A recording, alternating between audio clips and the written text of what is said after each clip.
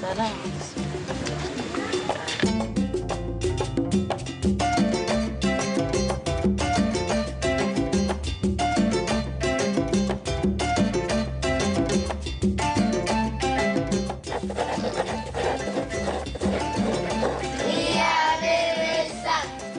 Sit down.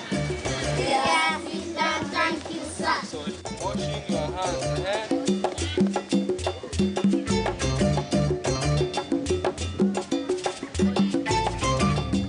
Kwa jina Balozi Munyikai. Ni mzaliwa hapa Jasini. Nimezaliwa hapa mwaka 1972. Nimekulia hapa. Bakari Idi Kirindo, mkazi wa Jasini, mzaliwa pia hapa Jasini. Manasha Saidi Jarumani, mkazi wa Jasini. Ninaitwa Ali Gago, mwenyekiti upande wa Tanzania.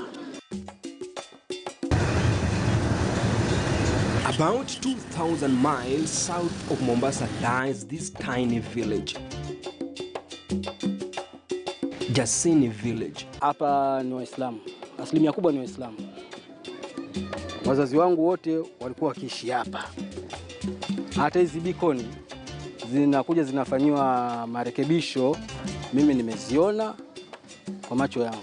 It is at the border point of Kenya and Tanzania, enveloped by the quiet towering canopies of mangrove forest, which makes it go unnoticed. Jasini is both in Kenya and Tanzania. It's a shared village. Large part of Jasini village is in Tanzania, but about a third of it is in Kenya land.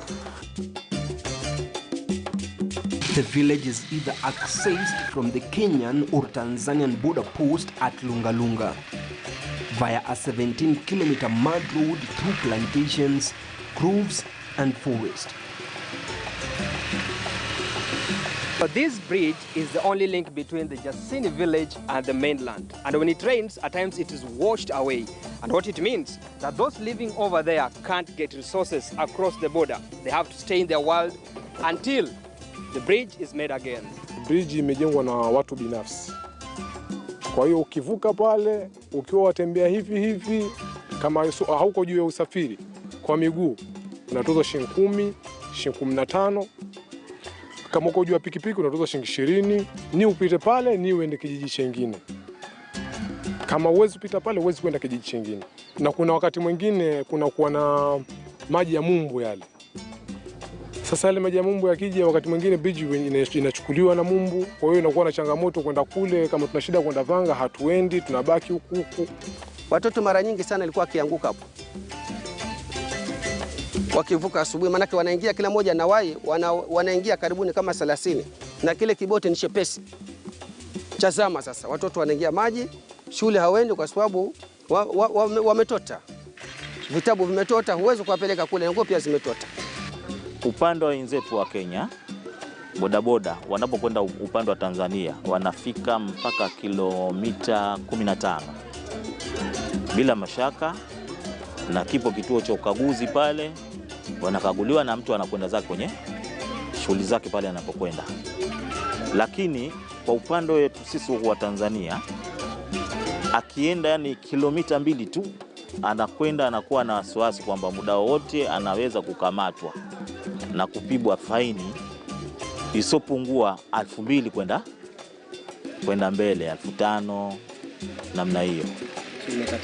Kwa hiyo inawapa wakazi wa upande wa Tanzania wanakwenda huku na wasiwasi. Kwa hiyo inawatatiza kidogo, na ni tatizo lao kubwa ambalo wanapiga kelele kwa serikali ya upande wa Tanzania na serikali ya upande wa Kenya.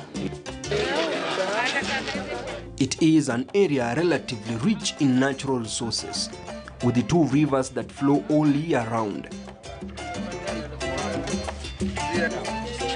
The ocean, mangroves, forest, and available arable land for agriculture is just a fragment of enormous untapped economic opportunities here.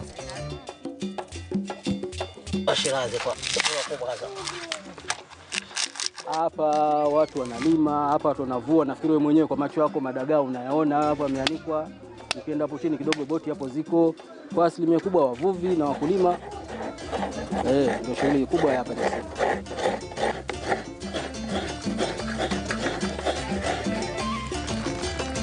Jasini brags for its diverse cultural heritage and peaceful coexistence.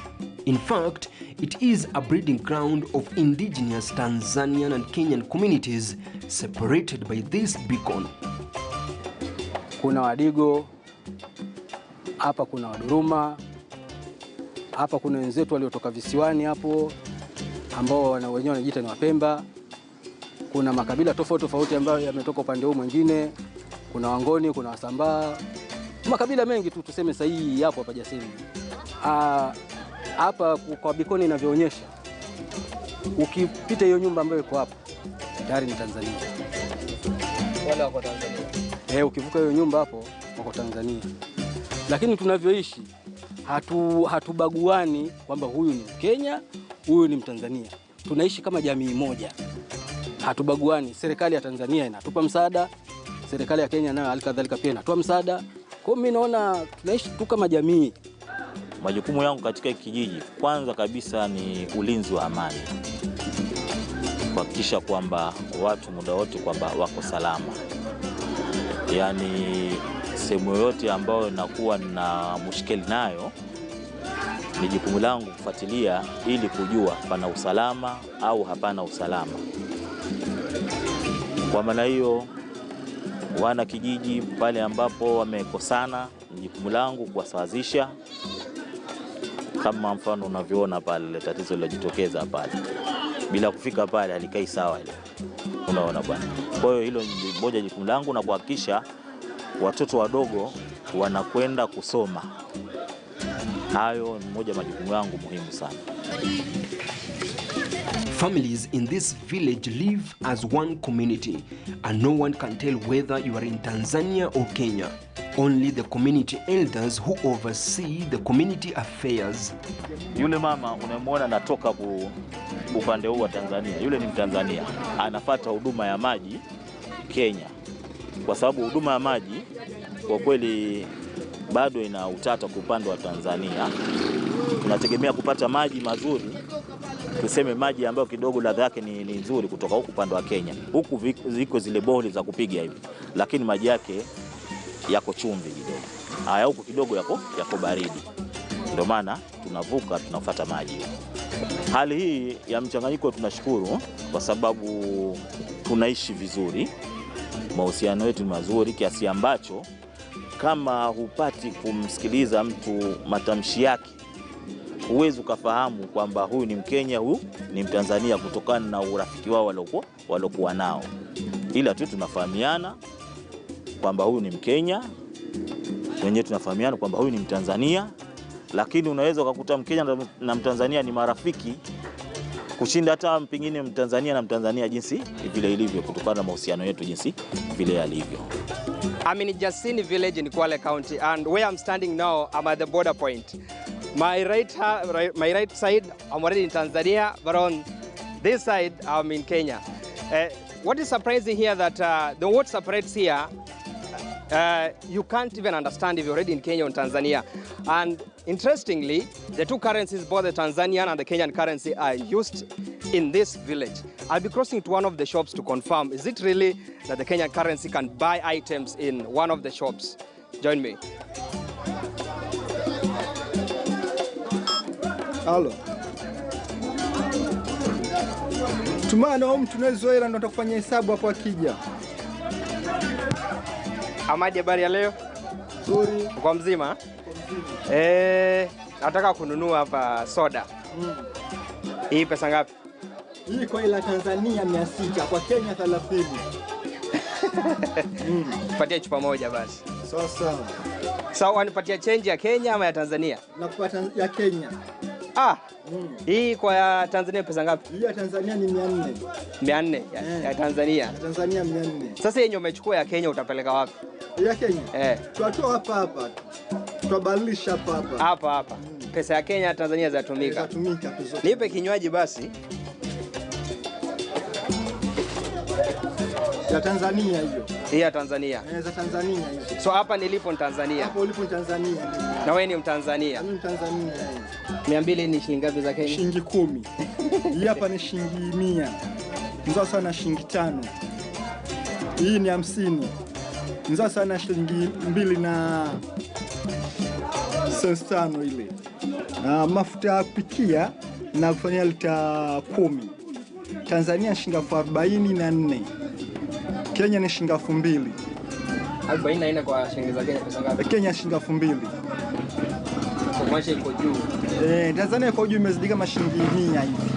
Wewe kama mfanyabiashara, je, una changamoto ya kutumia sera Tanzania na Kenya ama zote zafanya kazi? Changamoto ipo. Changamoto zaidi ni wa Kenya wakija kuchukua vitu hapo, umeona? Mpaka kifika hapo darajani, usumbufu wa daraja pale. Mpaka mtu ulipie darajani pale. Kwenye kivuko. Hali ya biashara hapa, yani kwa hapa tulipo area hii tunatumia pesa yote. Ukienda dukani na pesa Kenya unanunua, ukienda tuseme uko Kenya ukienda na pesa ya Tanzania unanunua. Ukienda na pesa ya Kenya unanunua, na huko Tanzania nako unanunua na hela Tanzania unanunua na hela Kenya. Haina wasiwasi. Kwa hiyo tunatumia sarafu ya Kenya, tunatumia na sarafu ya Tanzania ambayo haileti shida, haina shida yote. Inatumika tu kama kawaida. Tunaishi kijamaa tu sote. Sote ni ndugu moja tu. Sote ni familia moja na sote ni ndugu moja tu. Hapa ni mpakani, kila mtu hatubagui Mkenya ni nani wala Mtanzania ni nani. Wote ni kitu kimoja tu.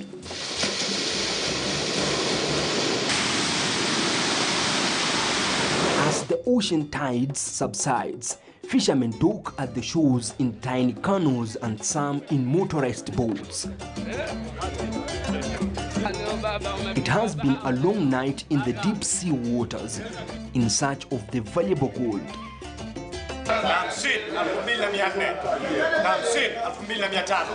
At Vanga Market, fish is up for auction.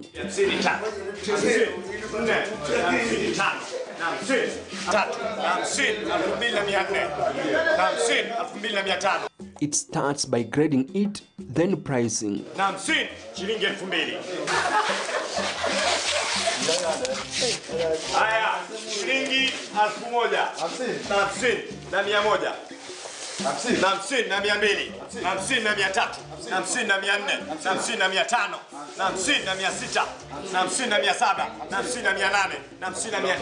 Prices are as high as $10 per kilo.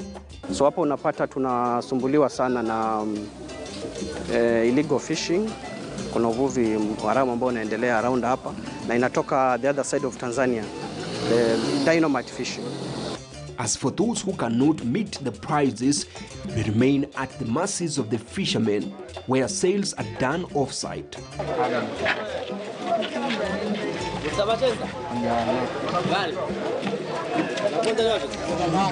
Samaki wao wanaitwa katashingo. Na kwa nini wanaitwa katashingo? Historia yake ni kwamba anapotoka baharini anakuwa na shingo yake kamili, lakini anapochemshwa hii shingo hutoka. Kwa hiyo watu wakaonelea kwamba wampe jina la katashingo. Lakini kwa jina la kivuvi huyu anaitwa ngongongo kwa jina la kivuvi. Lakini sasa watu walivyoona kwamba akichemshwa hiyo shingo hutoka, watu wakampa jina la katashingo. Na yuko kimalawari. Lakini kimalawari kama kimalawari kinapochemshwa shingo yake ubaki. Mmoja mmoja ndio wanakuwa wanatoka vichwa. Lakini katashingo kama unavyomuona hana shingo hapo alipo. Ndio bwana katoka katashingo. Ndide. 3, 4, 5, 6, 7, 8. After 3 hours of sales, the last largest auction season comes to a close.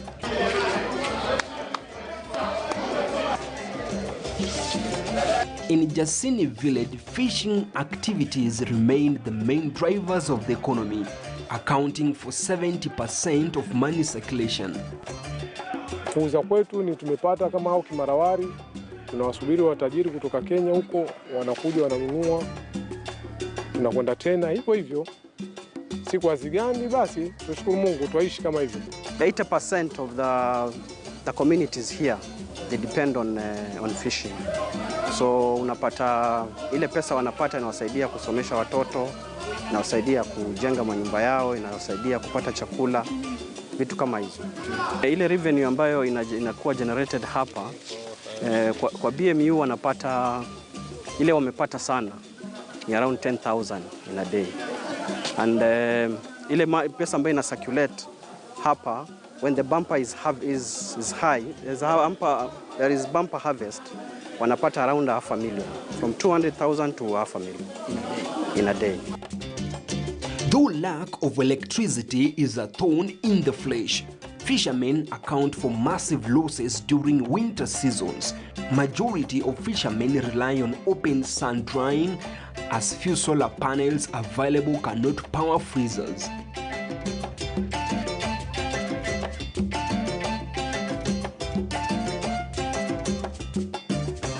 Umeme sisi hapa tunapata kwa njia ya sola. Moto unamuona ukipita usiku hapa utazani pana stima, lakini ni sola tu ndo zinazo. Despite the village not having any financial institution, traders have been forced to embrace a saving culture. Kikundi chetu tuna kama miaka 3 tokea tuanze mpaka hivi sasa. Tuko watu 20. Tunachukua mkopo kwenye shirika la Kenya Umeme. Twalipa kwa mwezi mara moja. Kwa kutana twalipa. Kama leo ndo twaregesha maregesho ya watu tuliokopeshwa. Kila mwana kikundi amechukua mkopo wa kwake mwenyewe, wajua kama ni 50,000 wajaregesha regesho la watu hapa kidogo dogo mpaka kumaliza mwaka. Tushamaliza wachukua tena mkopo mwingine.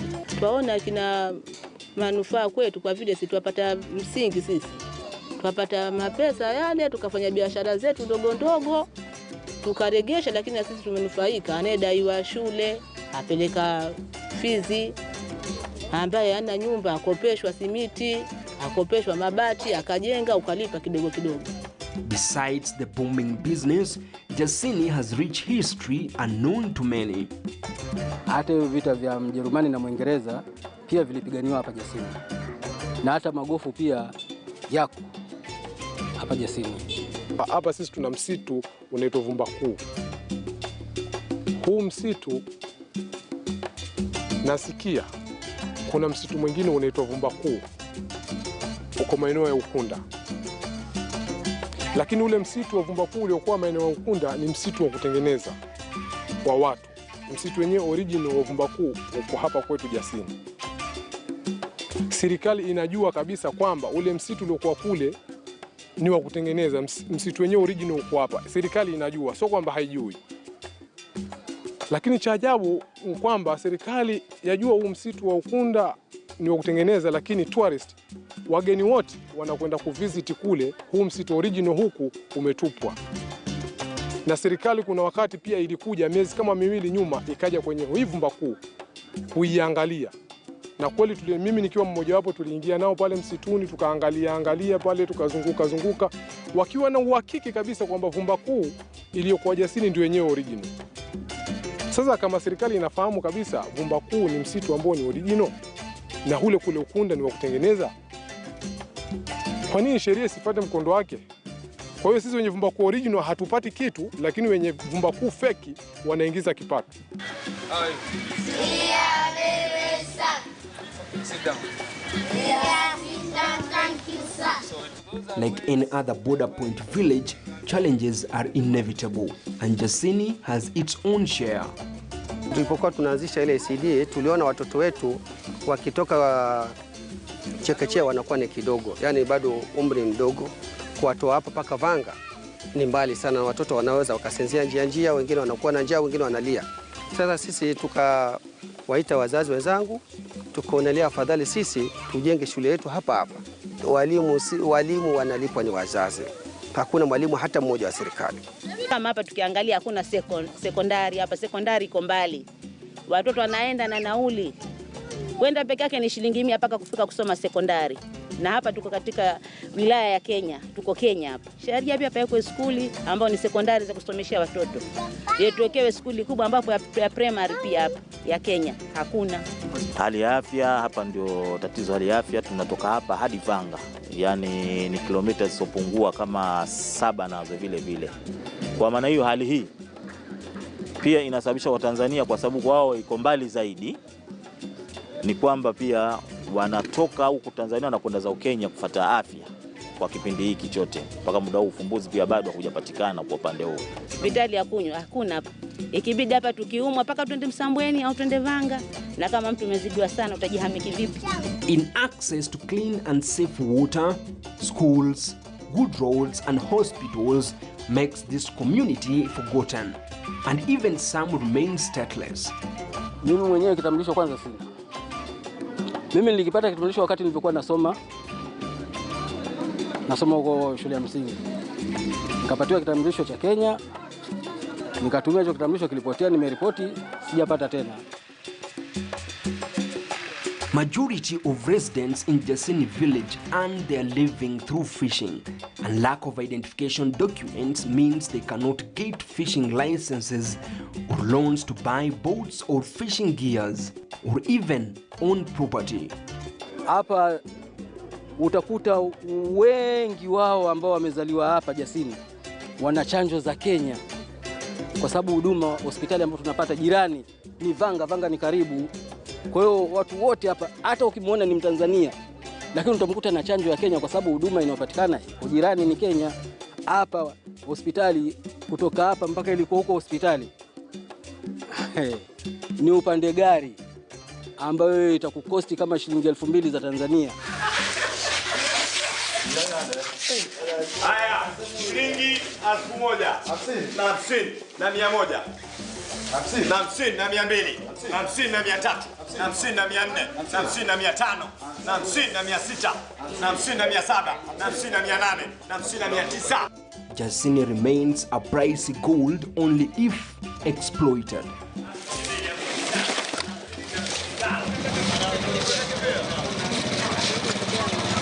For Culture West, I'm Levis Msumba.